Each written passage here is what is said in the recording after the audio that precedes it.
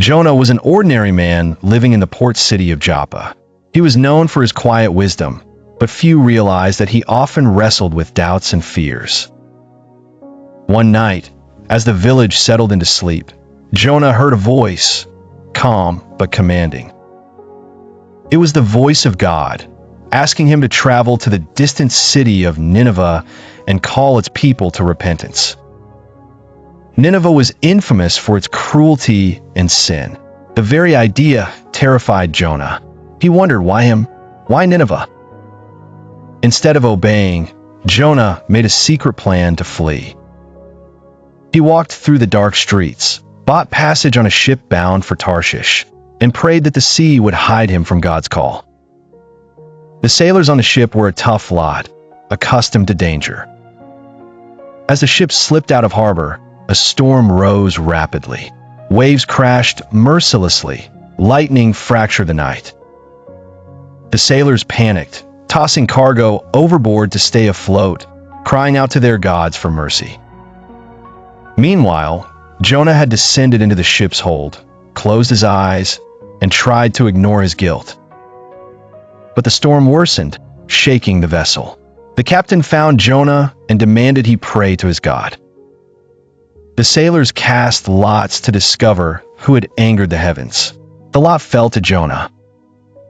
Quietly, he admitted, "I am a Hebrew, I worship the Lord, and I am fleeing from his command."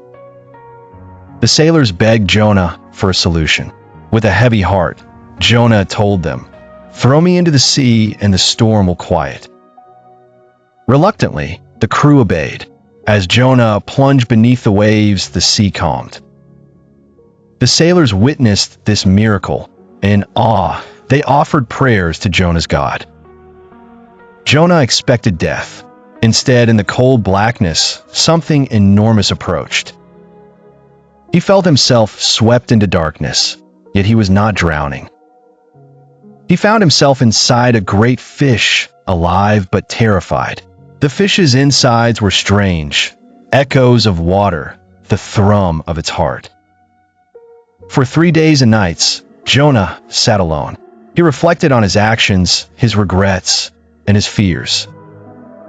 He prayed prayers of sorrow, humility, repentance.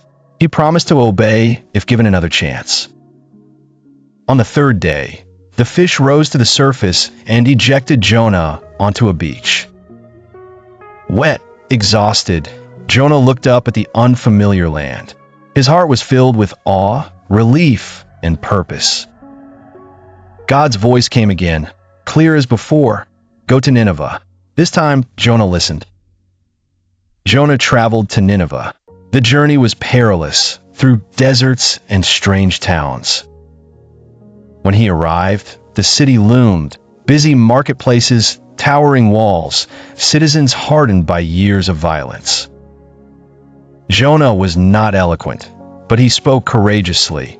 In 40 days, Nineveh will be destroyed unless you change your ways. At first, people laughed.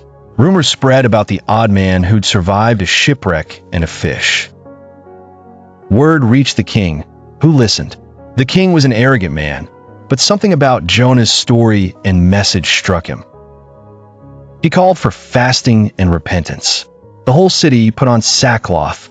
Even animals were not fed, as people pleaded for mercy. God saw the sincerity of Nineveh's repentance. The threat was lifted. Destruction did not come. Jonah, however, was conflicted. He watched the city from a hill, disappointed that his warning had not led to doom, but mercy. Thanks for watching. If you enjoy the story, please leave a comment, like, and subscribe to our channel for more interesting Bible stories like this.